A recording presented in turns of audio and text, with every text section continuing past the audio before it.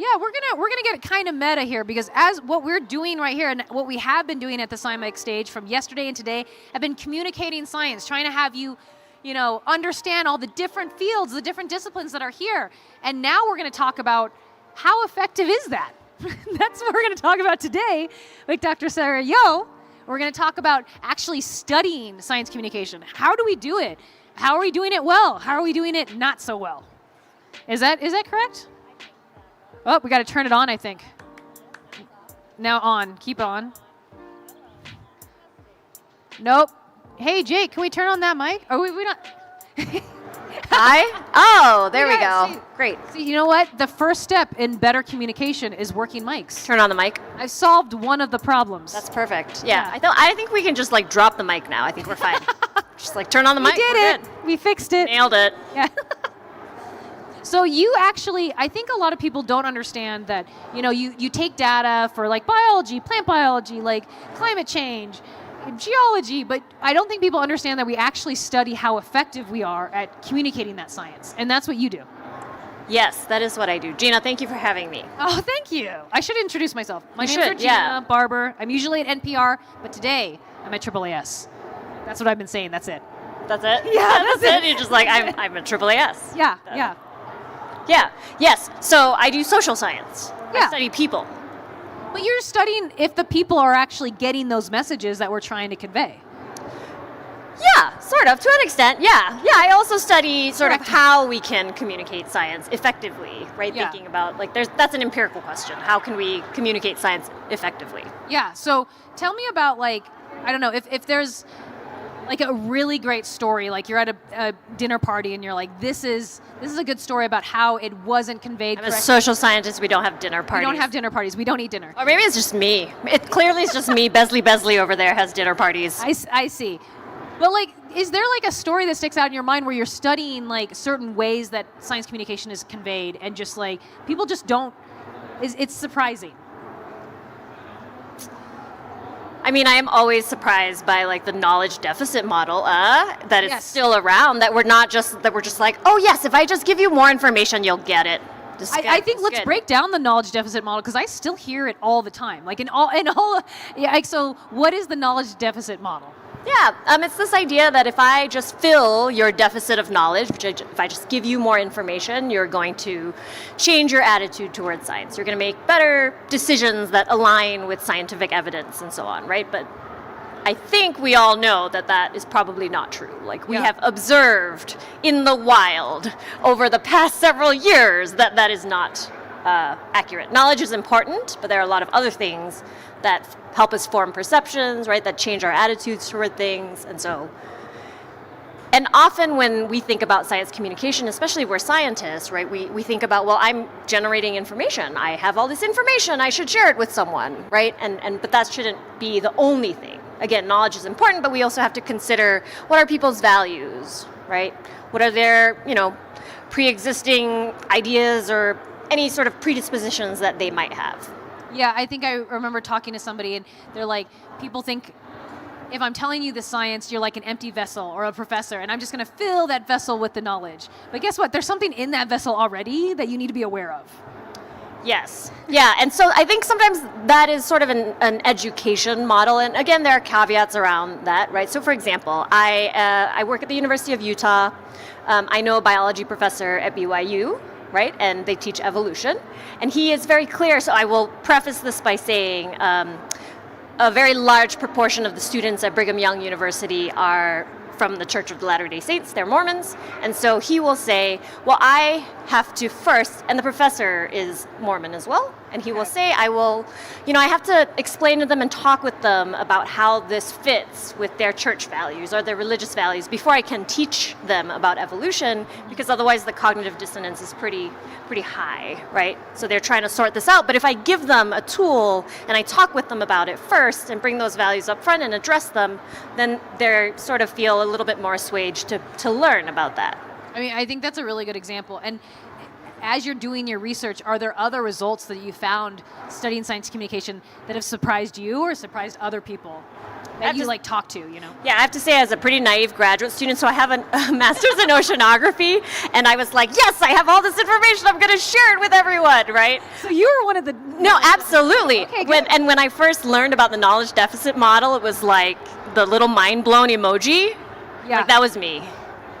You know, I was like, oh, this is not, oh. Yeah. And so my dissertation is around political ideology, which now we kind of take for granted as a value predisposition that influences our opinions about science, right? But when I was doing my dissertation work, it's very clear that people in media seek their partisan homes, right? Yeah. For any kind of information, not just political or public affairs information, weather, sports, science information, and so. Yeah. You find your bubble. Exactly. So, I mean, you also talked about how you study like how science communication is delivered, but you also study about like how people get to that level of like how they do become science communicators, or you're interested in that. I am quite interested in that. Yeah. And so part of why I'm interested in that is I serve on the standing committee for advancing science communication at the National Academies, and we've been thinking about sort of like professionalization, right? And we were talking. So I'm going to ask you, we're going to flip this around. How did you become you? So good. Not like become you. I know how you became you. We don't need to get into the Yeah, we don't need to get into that.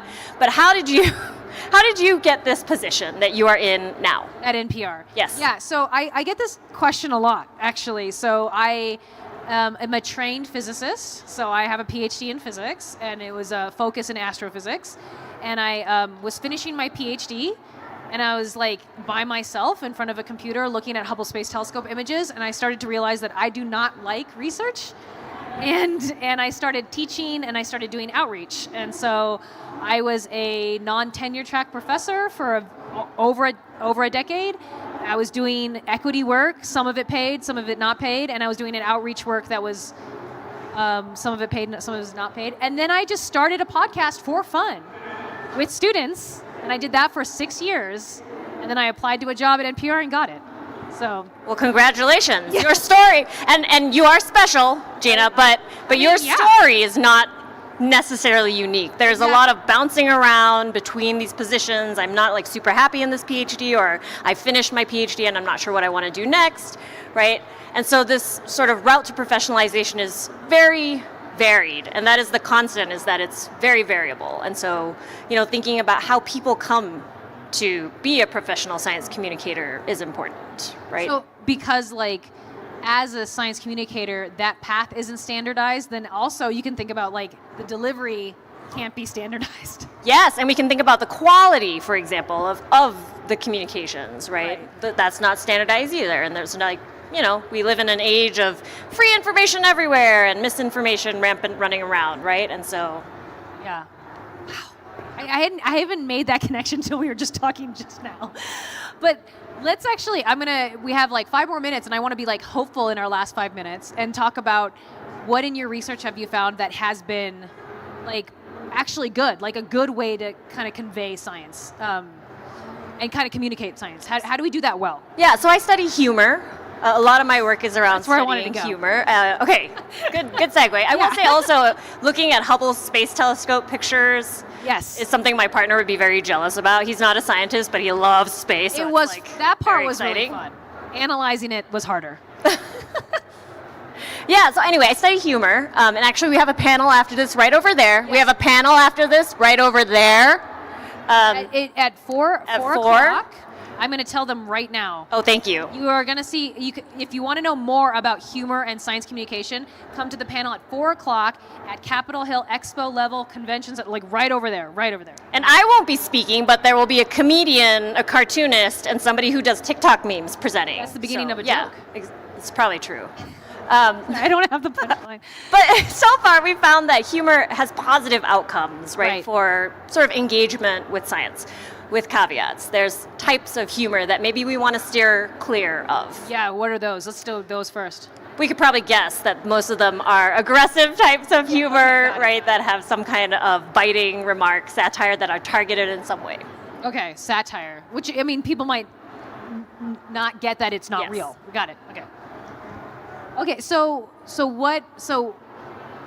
Can you give me some examples of like the humor that you've studied that has worked? Yeah, so the humor that I studied that has worked, shout out to the AGU booth, wherever they are, because they have some really great wordplay stickers. If you haven't gotten their swag, they have some really great wordplay stickers.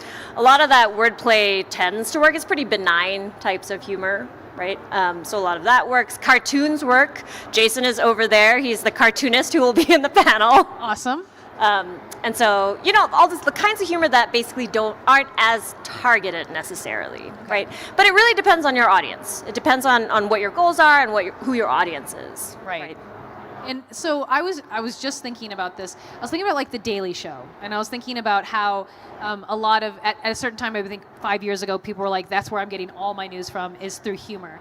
Is that basically the same kind of idea that like I'm news, or is the Daily Show a little bit too targeted, a little bit too satire-y to kind of get science across? They can get news across, but they're still... I think they can. They're just getting science across to a very specific group of audiences. Okay. Right. There's some research on the Daily Show and political satire that shows that there's decreased levels of trust in like political actors and political institutions. And so, one of the driving questions for my research started out with like, well, what about science humor? Does it affect people's levels of trust in science and trust in actors in science? And so far, if the types of humor are pretty benign, we don't really see that. Okay. So can you, now I'm like really prying, can you give me like an example of a study, like a joke or a comic strip that you kind of did do research with? Yeah, so I'm really proud of the very first one I did because I drew that with little circles and That's what I want to know. Yeah, I'm not an artist at all. Stick figures. I drew an atom with little legs and arms, and it's the joke about atoms losing electrons. I've lost an electron, are you sure? Yes, I'm positive. Right, it's a wordplay. I love it. I think I just got sarcastic laughter from the audience. I just want to point that out. But I was very proud because I drew the little cartoon. It was from it's one that I found on Twitter at the time. And so I just recreated it so that I could manipulate, take out the types of humor that I wanted to. It was really just lines and circles, but I'm still very proud of that, okay? Okay, so you draw this joke, you recreate it, and what do you do with it in your Right, yes, thank you. Right, I'm keeping you on your toes. Yeah, and meanwhile, I'm telling you how proud I am that I can draw circles and lines. We're all proud. I have a PhD. Yeah. So then I embedded in a survey, usually. And the survey is of adults in the U.S. They're sort of demographic characteristics of the sample approximate that of the population of the U.S. And so then we ask them, and they see different versions of this joke. And then they answer questions after about their intentions to engage with science. Do you feel like this person who is sharing this joke Has like an agenda? Or is trustworthy? That is the opposite way to ask. Yes. Yes, okay. Yeah. I'm not writing the survey. Yeah. But what did you find? And so for the most part, if a joke like that, right, it does sort of show that they're more willing to engage with that type of science content down the line. Yeah. Yeah. Do you find that the humor works because it kind of breaks down kind of like intimidation barriers that maybe a lot of people in the general public feel about science? That's a great mechanistic question that is actually really hard to get at, right? Because it's like a black box when you ask survey questions. You're kind of trying to tap into the black box that we are, right? To figure out like, why is it?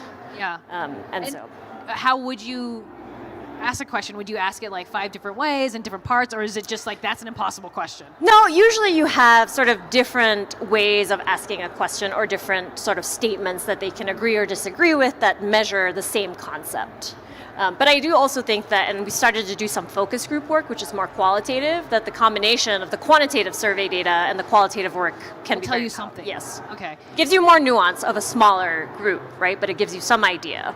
What are you most excited about? Like, so in your field, you're really kind of seeing what can we do to get science communication out there, and you're doing, studies about humor. What is your next thing that you're most excited about? What do you want to do next, or what do you want to find out next in this field?